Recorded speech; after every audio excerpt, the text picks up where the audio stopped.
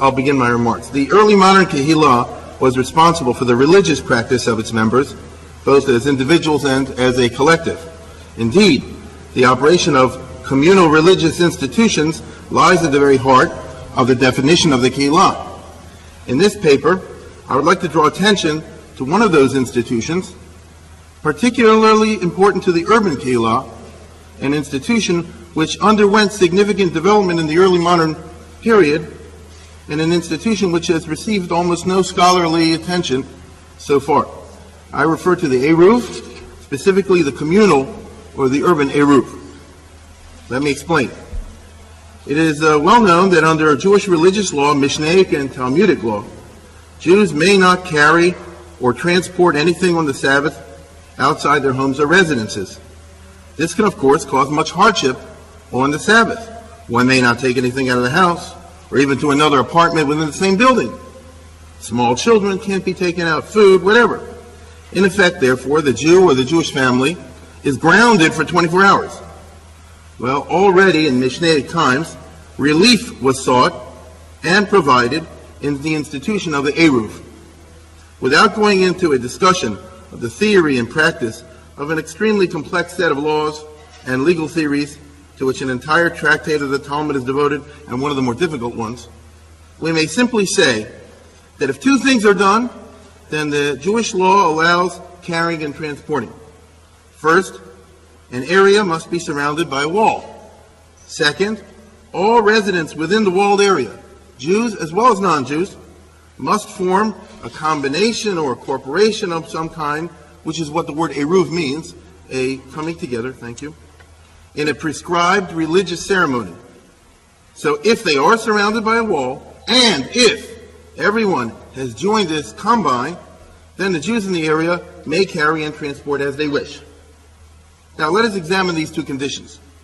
A wall does not require kehillah. If a city is surrounded by a wall, it's surrounded by a wall. And indeed, in the medieval and early modern eras, obviously numerous towns were surrounded by fortification walls. It might be one of the definitions of a town, city. On the other hand, many places were not surrounded by walls. Perhaps the Jewish community, for example, might be located outside the wall. In such situations, the Talmudic law already provides for symbolic walls, what's called the Tzurat HaPetach. This is a structure of strings attached to poles of a certain height, attached in a certain way, in certain architectural and topographical circumstances. In other words, it's a task subject to legal arcana, which only an expert can master. Over the course of the Middle Ages and the early modern era, the architecture and topography became more variegated and more detached from the Talmudic models. And more, they became, therefore, the province of the expert. Hence, the construction of this symbolic wall became almost the exclusive prerogative of the kehillah, which retained, after all, halachic scholars as judges in the communal courts, scholars who were expected, among other things, to know how to construct and repair and maintain an Eruv, part of the Jewish community. Now, constructing an Eruv often necessitated negotiations with the Gentiles. For example, the kehillah might need to erect strings and posts in public thoroughfare. That's often the case. Possibly in an area not even inhabited by Jews at all, due to the topography. We have, for example, a royal Prussian order from Frederick William III in the early 19th century permitting the Jews to erect Sabbath wires in certain places in East Prussia. I don't know of any documents from the early modern period, but they must have been issued. Did the Jews have to pay for this privilege? Probably. On the other hand, there were cases when one could argue, for example, that The Hague in Netherlands was surrounded by natural walls in the sense of steep declines, so then one needed no strings or posts and no permission from the Gentile authorities. Similarly, for example, if the town just had a wall. The second requirement, however, for the Eruv always required negotiations and more between the kehillah and the non-Jews. As I indicated, the letter of the law required that everyone who lived in the area surrounded by the wall, whether real or symbolic wall, somehow had to participate in the religious ceremony of establishing this amalgamation of residences, the Eruv. Now, securing the participation of the Jews was no problem. They benefited from the arrangement, and anyway, the kehillah was, quote-unquote, the Jews. Meaning, from the legal point of view, if the kehillah signs on, that's considered, from the Jewish legal point of view, as if all the Jews in that community have done so. However, how could one secure the participation of every single Gentile within the walled area? In fact, what was required of the non-Jew was not his participation in the Eruv, but something more demeaning, something more demanding, namely, cession of ownership of their real estate from Friday nights to Saturday nights every week.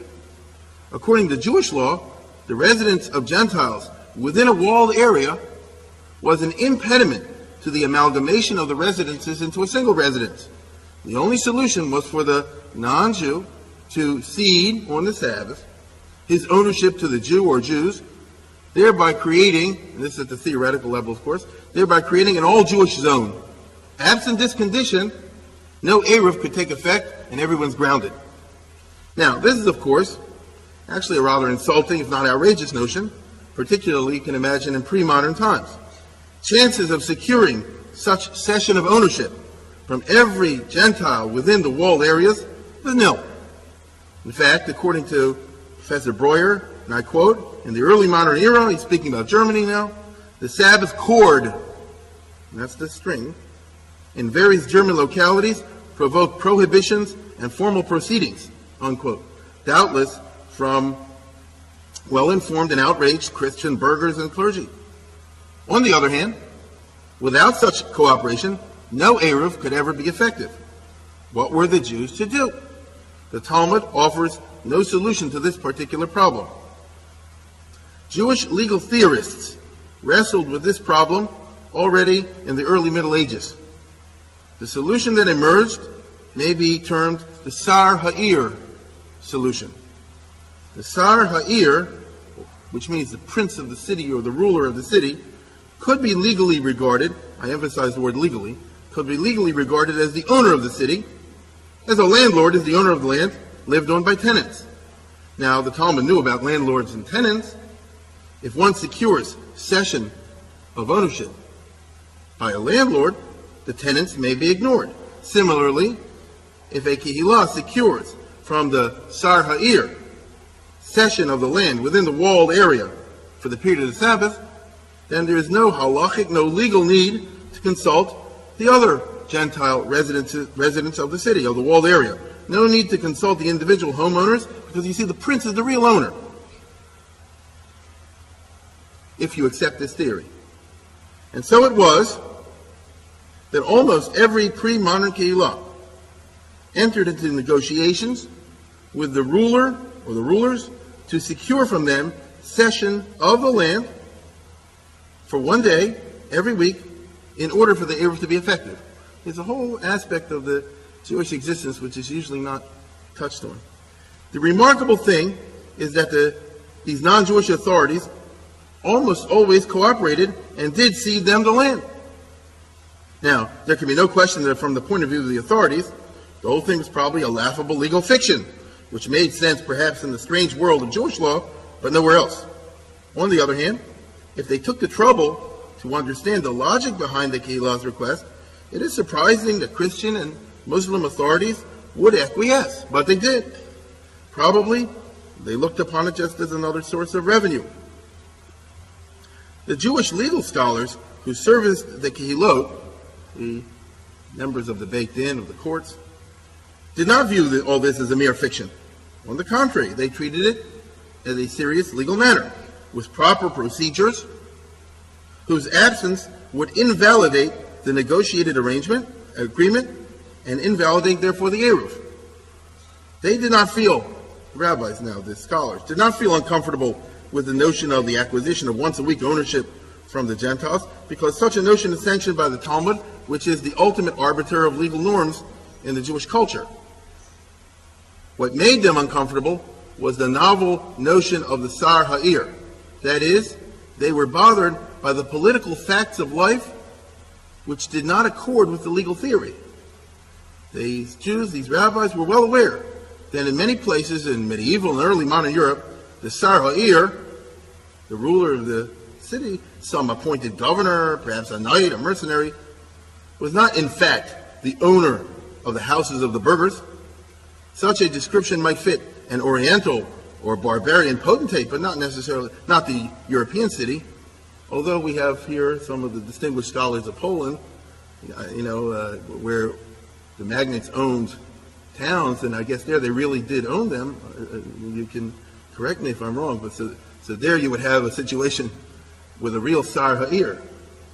As we were just seeing all the descriptions of the towns beforehand, I mean, many of these were actually owned by someone.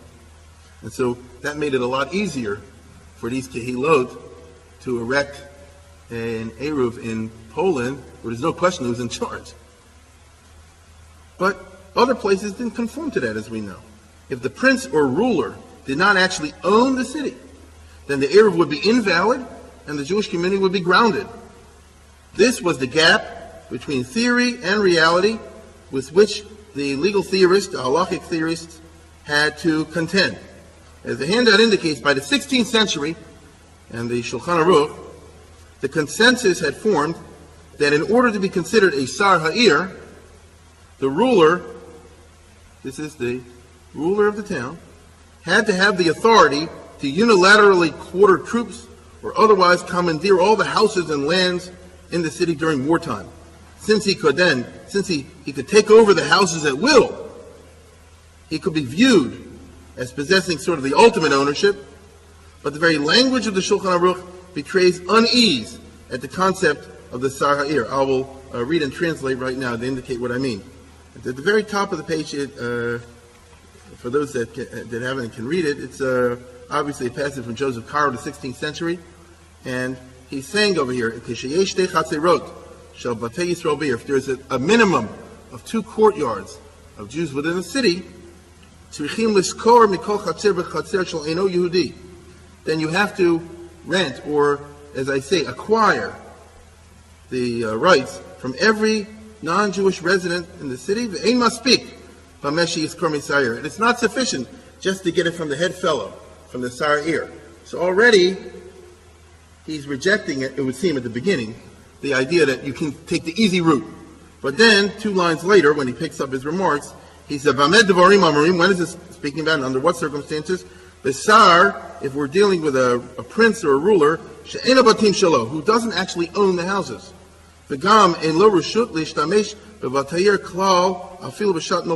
And he does not have permission to unilaterally make use of the houses of the city, even during wartime. Can't simply, as I say, commandeer or whatever the house, unilaterally. Of all, but the makom shekol tzarchei ha'ir enam na'asim el al pi asara mamuna shelo. However, in those localities where all the needs of the city, means of here, all the functions of the city are performed by no one without the permission of the prince or one of his appointees, vadai shaschirut mi'asarahu or mischiro l'kito mahani. Then for sure, acquisition from that kind of ruler or his appointee would help. Because then you're dealing with somebody who they understand owns the town. Shaharei yesh lo reshut lo shiv anavshav uklei milchamto, because he has the power, the permission to place his soldiers and his weapons. He can place them anywhere in the town he wishes, unilaterally, whether or not shalomitam means even against the will, or without the consent of the inhabitants of the city. And so that satisfies the Shulchan Aruch in the 16th century. This person, if you can find somebody with that kind of authority, would be considered the person from whom you can negotiate and get the Eruv. But I repeat, the very language of the Shulchan Aruch betrays unease at the concept of the Sar Ha'ir. They're already back and forth, and I can't go into too long a disquisition, obviously. I mean, there's a whole long history of this theory, but you can already see back and forth over the ages prior to the 16th century. Someone will say, well, this person will qualify as a Sar Ha'ir, and someone else would say, well, but he doesn't have the right to do this, and you have this debate going back and forth. I share with you today two responsa. One in summarized form and the other one in actual entire responsum. The actual one is the one you have in front of you. The summarized one is on the page I just read from. We're going to read in a second. Both date from the late 17th century. Both deal with Jewish communities in city-states. One concerns the Eruv of Hamburg, the other the Eruv in Genoa. Both of these responsa are written by preeminent halachic authorities commenting on the actions of kehillot. In other words, they're passing review on whether the steps taken by this or that particular kehillah, by the way, Hamburg being a big one, are correct or incorrect. Both deal, inter alia, with the question of the Sar Ha'ir in the context of the independent city-state or city-republic. The first summarizes the responsum of the Hakham Zvi, the great Ashkenazi authority of the late 17th century, 1718, concerning the Burgermeister of Hamburg, from whom the kehillah of Hamburg had acquired the ownership of the land. In other words, they went through one of these rituals where they went to the Burgermeister and they said, we want to purchase from you, acquire from you, the ownership of the land on Saturdays. And he did it. The problem, of course, is that the Burgermeister is no king, certainly no dictatorial potentate, and cannot be seen as owning the city property. So the question is the Hamburg era valid or not? And by the way, the author is the rabbi of that town, of the three communities of Altona, Hamburg, and Wandsbek. And he says, and as I say, he's summarizing a very long responsum, but he summarizes it very succinctly. If you examine the response of this person, Hakham Zvi, in this number 6, he was bothered by what we just described. How does it help if some prince or whatever has the right to put soldiers in wartime in a house? How does that make you the owner? But now, in other words, currently, Al Kol Panim, Eino Shat Milchama. In any event, there's no war. In other words, how does this justify calling this person, whoever the prince is, calling this person the ruler or the owner of the town if he can't do it in peacetime? At the time you're contracting with him, and usually, there's no war, and he does not have that right. So he's bothered by the fact that simply because you can invoke it on certain occasions, in a martial law situation or whatever, in wartime, and therefore you want to claim that you're the owner of that land, so this author doesn't like that. At this time, he has no power to do it. If so, how can the Jews rent the land or acquire the land from him? In the course of this long responsum, he speculates, he's mitzadeh. Perhaps we're talking about the Sar Shayecholet Shalo La'orer Medanim Milchama B'chol Sheyirtzeh Im Shchinov. Maybe it's the kind of prince who can, he can sort of unilaterally, he can provoke a war if he wants to. We're dealing late 17th century over here, in Europe, of course. We're dealing, he says, perhaps with, we're not going to go contemporary, he says, we're dealing with the type of ruler who can, if he wishes to, launch a war, and therefore, even though at the moment it's not at war, but he can do it at any time, and his countrymen can't block him. Is he thinking of Louis XIV? I don't know what he's thinking of exactly, but the point is, he's saying, well, that's the kind of individual we can call, without question, a Sar Ha'ir, because since he can at will sort of invoke war or declare war, and he therefore will create a situation which can invoke martial law and seize the houses, so that suffices. And therefore, his power is adequate in order to rent or sell these rights. This would exclude if he doesn't have this power to declare war without the approval of the Senate or the people of the town, in that such a case, for sure, he does not have the power to rent it out.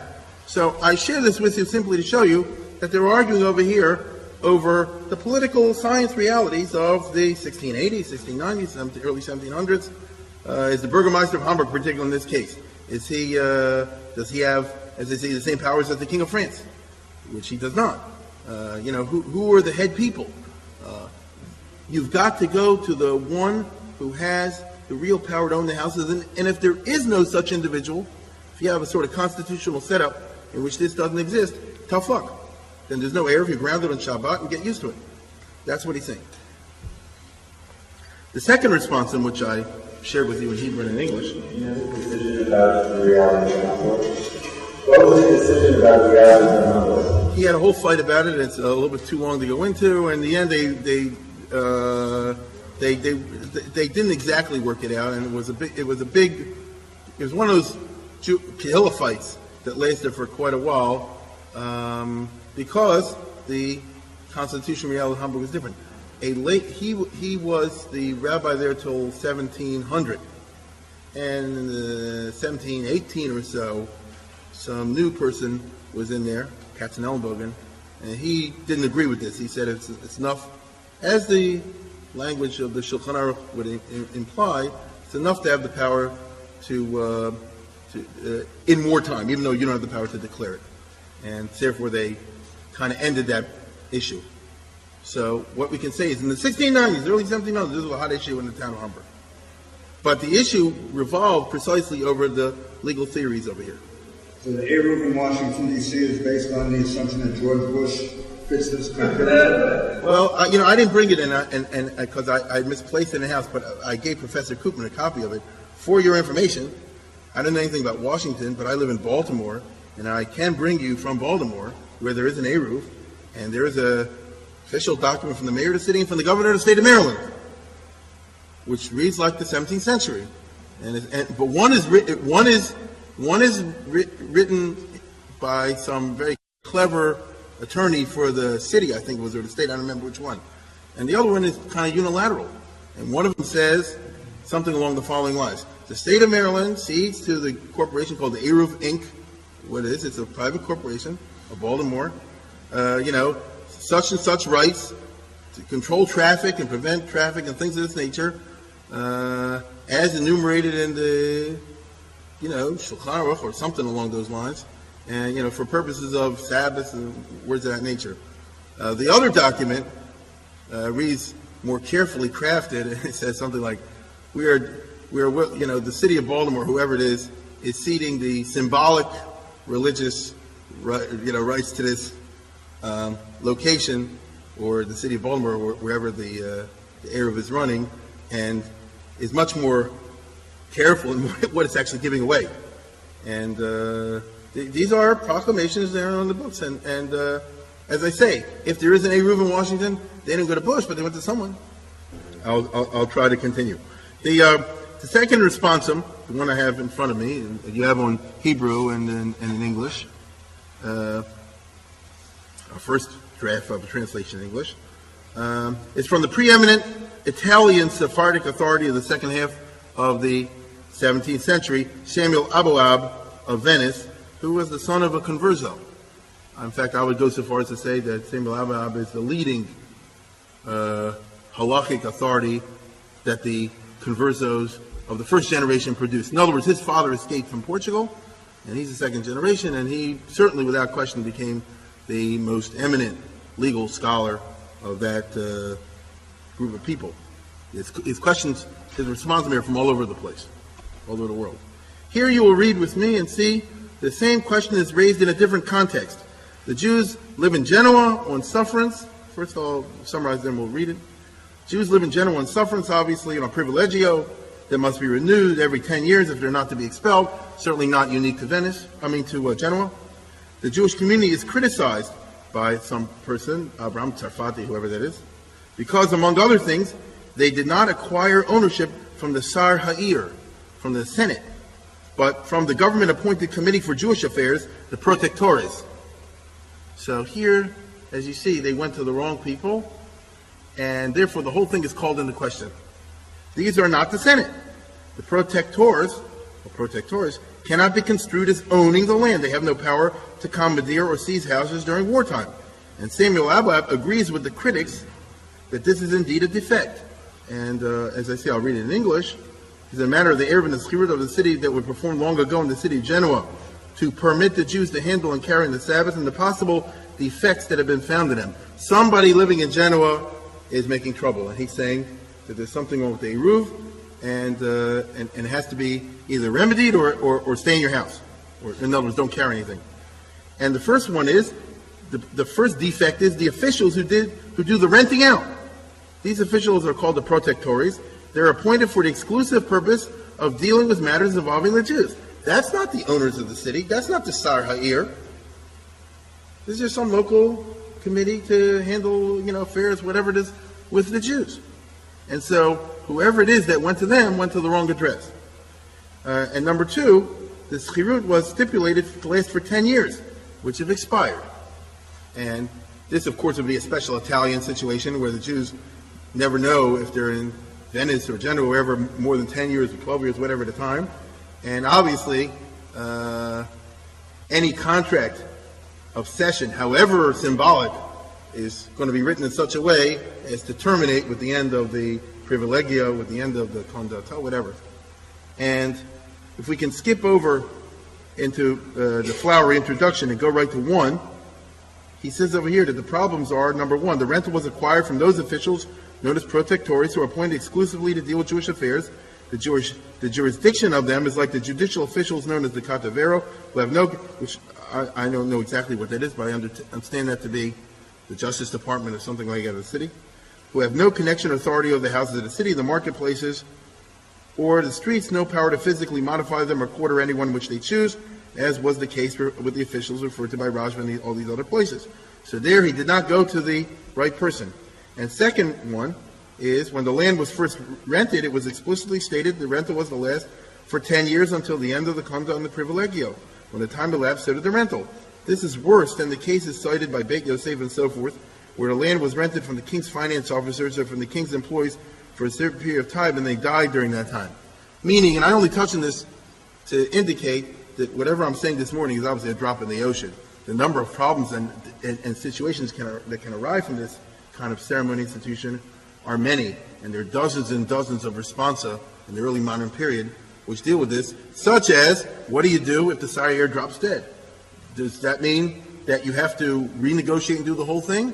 Or can you say, no, we got it back in 1466, it's still going on, and things of that nature.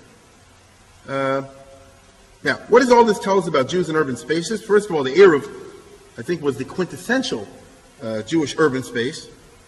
Unlike the ghetto, it was internally generated and not externally imposed. In terms of the mentality, it bespoke Jewish notions of an urban space over which they possessed a sovereignty ceded to them by the Gentiles of the community, whatever the specific workings out of that cession of ownership. Of course, they were fully aware that they resided in these towns and cities on sufferance and could be expelled at any time. Nevertheless, the Eruv provided a spatial aspect of some sort to the kind of self-identity of the kehillah as a state within a state. To judge the whole thing as a sad joke, a mere legal fiction, agreed to mockingly by some non-Jewish official in return for hard cash, I think, is to miss the significance of this deeply rooted and very widespread phenomenon.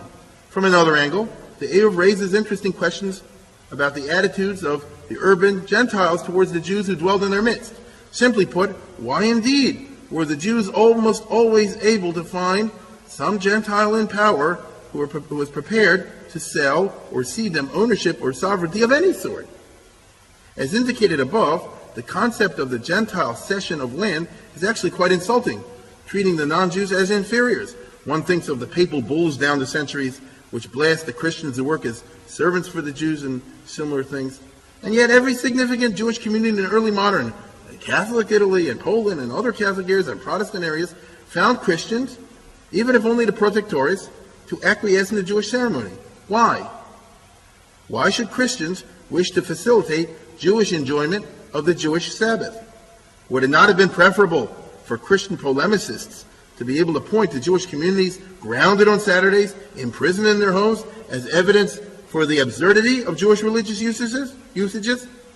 Or does Christian acquiescence simply bespeak an attitude of such absolute contempt for the Jews as to regard rituals such as the Eruv as so silly as to be indulged with an ironic laugh and a nod of the head. Questions, comments? Chris? Yeah, this is a very interesting paper that raises a lot of interesting issues. And the first thing that came to my mind is that you've got the issue in the Italian case of the problem of applicability if the Christian official has died. Now, when we talk about the Bürgermeister of any North European city, these are rotational offices. And that's discussed as well. So anyone... Absolutely. Are they always going back every year? Well, and you know how it goes in some respects, if I may, in some respects, acquiring it from a mayor is less problematic in the sense that it's the office that bequeaths it. It's not the person. He's just an official occupying the office, and the office goes on. Yeah. With a king, you're dealing with much more of a pre-modern kind of, the lord of the place is the owner of the land is giving you, some personal session. They somehow felt they were dealing with the office of Bürgermeister rather than the person. Well, this was the argument that, And the question, even more fundamental question is, really are dealing with going into enormous detail into understanding the structures of Gentile government and really learning a lot about how, the government functions in terms of who has the power to do certain things in potential case of war and so forth. They're informing themselves very deeply about all this to meet the requirements. Make sure that the person with whom they're dealing is meeting the legal requirement that this be a person in some ultimate sense could be considered to have what we might now in society call eminent domain over all the property.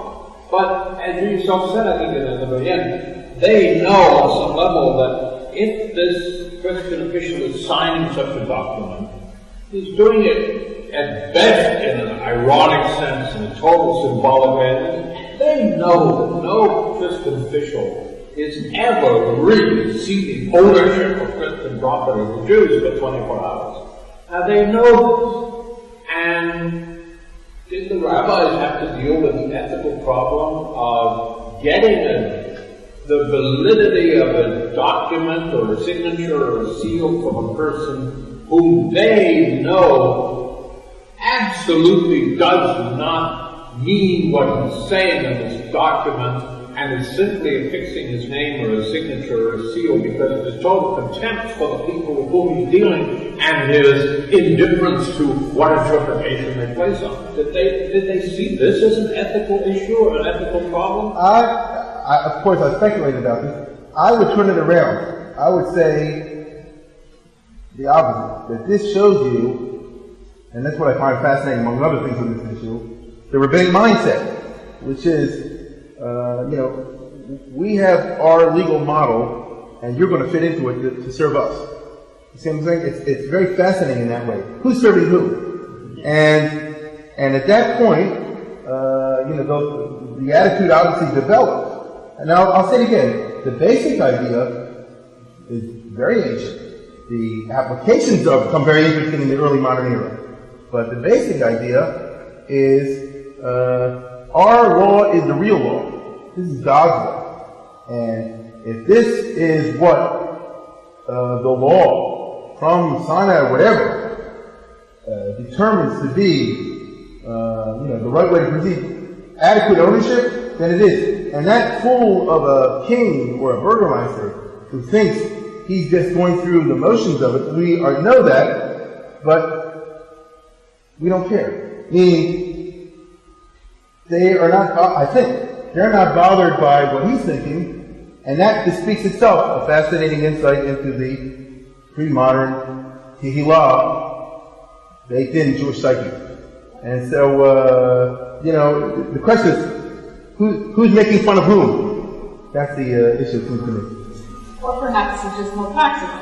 They also are somewhat ironic about it, but this is what you have to do. I don't think so, because I don't think so. Simply, the reason I say I don't think so is simply because this is an ancient business, which, as you know, as I say, the whole tractate of Eruv and the Talmud It's a significant part of the Shulchan Aruch. And you wouldn't have these fights if it was a joke. See, everything I just spoke about may seem funny to the modern sensibility, but all these little legal niceties, on the contrary, bespeak the fact that they do not consider this to be something funny. They'll ban, as was the case with all law, they'll try to adjust it to circumstances and things of this nature, and there are many technical aspects I can't go into here on, when it's easier to be lenient on these issues and when not. But I think they take it very seriously. I think there's something in the middle. You're sort of taking a grand positivistically that they're taking it seriously in that they're part of the system and want to function within the system. They might not be taking it seriously as in now that this king of Burgermeister has signed a document really in the realm of truth, this is ours for the day.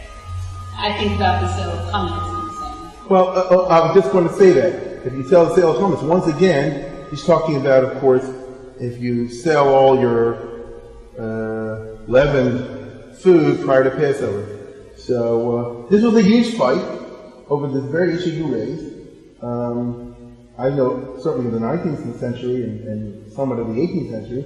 And indeed, they lined up on two sides of it. I mean, I'm reminded of a very famous incident that you recall over here, which is quoted in the response of Hakham Zvi, where we're talking about the sale, once again, on the eve of Passover of all this food by communities all over the place. And the story that's in the Responsum goes as follows. Someone went to the Austrian Emperor, Franz I, in 1820 or so, and he said, Jews are just for Passover conducting these sales all across the empire, and they're not paying the sales tax. The stamp for the contract. In every community they're writing up rabbinical contracts, all things, and they're cheating the government. Whereupon the Kaiser, the emperor, said, "Oh, that's not a real sale. Don't worry about that." And the Hakham Zvi suddenly says, he was horrified. He said, "Well, if they think it's not real, is this right or wrong?" And a Hasidic rabbi in Galicia, in Poland, wrote on the same line. He said, "I don't care what they think. Yeah? If it satisfies our legal requirements, and it was done in the forms that satisfy our system, then it counts for us." And there's no. It counts for us in terms of our system, but right after Passover, we're going to get that. There's still. Well, you will or you won't. All I'm trying to say is, so these issues are all two of the same, and which your question obviously raised in a very cogent way. What do they consider the reality? Yeah? I wanted to ask. I feel like you're talking around this a little bit. Whether you see anything particularly early modern about this discussion. In other words, is this just a very typical rabbinic discussion of what's a proper Eruv applied to a different set of political circumstances? Or is there something internally within the Jewish discussion that has a new attitude or a new way of understanding? I think what I can say is this. You find a particularly rich development, a particularly large number of responsa from 17th, 18th centuries, 16th century, 18th century, on these kinds of issues, which I imagine have to do with the following fact. The Jews are returning back to Hamburg, what they were before, in the Middle Ages, obviously. The Jews are in many of these urban localities, obviously, coming back from Poland into Central Europe. And now they're facing the kind of, architecture type situations, topographical situations, which didn't necessarily exist in their Polish context. And therefore you see a whole range of these. I mean, I just picked two out of many. So I see this very heavily addressed. In the 17th and 18th centuries, not that they were not addressed prior to that, but not in the same number. So does that mean we simply don't have the response involved? It's not easy to tell. And I think also that the residence patterns, usually within the cities under the jurisdiction of these senates and things of this nature is kind of an early modern thing. And I wouldn't be as troubled about questions like how is it possible that the church and the popes and servants and so on, and how that would affect the Eruv. I think they're two entirely separate issues, and I would like to go somewhere else. Namely, in Italy, the first question would arise, well, what about the ghetto wall itself and ghetto civil rights? That does constitute an Eruv. In Venice, it says the ghettos on an island. So that should, for the little that I know, constitute ipso facto an Eruv. And what documentation do we have from there, apart from what we saw here in general, which is probably the most problematic of all Italian communities? Bernie, maybe you know better than I do. When were Jews in Genoa, when weren't they in Genoa, which is most of the time? In the north, it's something else. Chris last night mentioned Vanderhorst's article. Now, I haven't seen that, but I know what he's doing, and it's the question of Jews coming more and more under imperial rule. It's with the introduction of the Jus Comunis, the Roman law. The Roman law says explicitly Jews are Jewish, which, by the way, is the law that works in Rome and other places in Italy. And there they had problems. So I really don't think that one should use the canon law definition of what in order to establish why authorities were doing these things. They may have simply been doing it because Jews had certain civic rights and they had to go through this legal fiction. Oh, they were living by money too, but it isn't sufficient. Money is never a sufficient explanation. I would just say one thing. It's not as simple as to say the place has a wall and automatically has an Eruv. No, I'm sure. So I'm saying, a lot of issues, including in this response, we address it. Some Jews have moved outside. Yeah, I want to make one very brief comment about the kind of issue that Sharon and Chris were raising, and then say something specific about Gemma. I'll try to be brief. The issue about how they perceived of the other on each side, it seems to me, and this is pushing well past what we can do in this workshop, but it seems to me that it actually opens up a way of thinking about halacha in general that should be explored. And David and I have had this conversation before, and I think he gets on nuts about this. So, but I think the issue here is not just did they think of the other people as crazy, did they dismiss it, how seriously did they take their law. There's also a question of an inner dynamic of halacha. And halacha structures the world according to sets of principles. And those principles, whether it's a Shabbat, or whether it's the sale of the blood of Sabbath, or whether it's the sale of chametz before Pesach, or whether it's an Eruv, all of these things are ritual rules that in fact often come up against reality that does not match the ritual reality. That is, you impose sets of categories that are not just about this buying and selling or status in the community, but rather the way you understand the real world in general. And it seems to me that there's a built-in tension between your perception of the real world and the halakhic categories, which have to be shaped according to both their internal logic and also the needs of day-to-day life. And so what we could really do with Eruv, and I hope that David will explore it after we publish it in the Escalon, but I can't drop my role here, I apologize. But it seems to me that Eruv is one of those areas that allows us to explore the way in which the Jews, meaning the rabbis who are engaged in this, in writing this stuff, understand reality itself. In other words, it's not just a question of what do they think of the Bible. I think it's really a question of how they understand space, how they understand political, everything is in Bible. So I think this opens up a much broader thing. Okay. Having said that, I'm not sure that it makes a lot of sense, but let me ask a specific thing, or point out a specific thing. The case that Aboab deals with, the case of Genoa, is a fascinating case for a number of reasons. First of all, because Jews had a lot of difficulty getting into Genoa. Second of all, because as he himself points out, the ghetto existed and then stops existing. And so what you can use this case for, if we were to systematically go through the notarial contracts in Venice, in general, would be to see where Jews are living, because it's quite clear from this response the Jews are moving not only out of their own ghetto area, which seems to have lapsed by this point, but also they're moving beyond the walls of the city. So it really does open up, questions about the sort of day-to-day reality.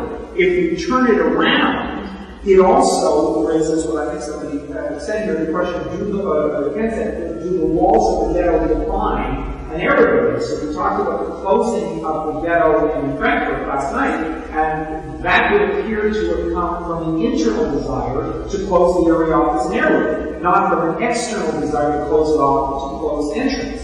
So then the question would be, could we logically trace the internalization of the structure of the ghetto into, like, for instance, in Venice, so far as I know, the gates were not closed on Shabbat. I think the gates were open. I've never heard that the gates in Venice were closed. And Venice is treated as an island, it's a multiple island. And there are bridges, so the question is, how did that work also? Well, maybe we say. Well, there's a lot in what you said, of course. I just make a note, there's another, by no means the only response in Aboab in subject areas. It's not confined only to general, another small one here in Masalik and different places. I mean, these problems obviously arose all the time. I would just, by the way, say, I think it should be evident by now, especially after the presentation that preceded my Professor Hakham, that the literature on the Eruv tells us a lot about Jewish urban geography, I guess, because you have an entire literature here of people who are writing about problems of the Jewish community in different places. For example, on the same page here, I'm not going to go into it, it says, what about the Jews in Metz, where the wall ends 5 feet from this place, but the river bisects the Jewish community in that area, and the king hasn't filled it in yet, as he said he would. And so, just in the level of reality alone, I think that the literature on the Eruv is very is an untapped resource.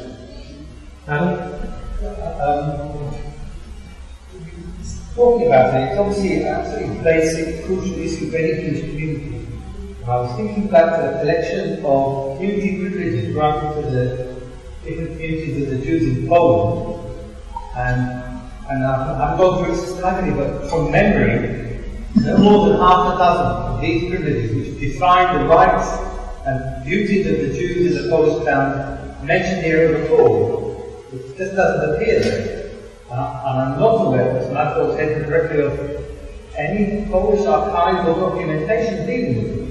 So the question is, I don't know if you know, what is the non-Jewish archival record concerning the Eruv agreements in general? And if it doesn't exist, or it's very weak, what does this say about the whole process, the political process? We discussed the kehillah and defining the Jewish area. I think that's an excellent point.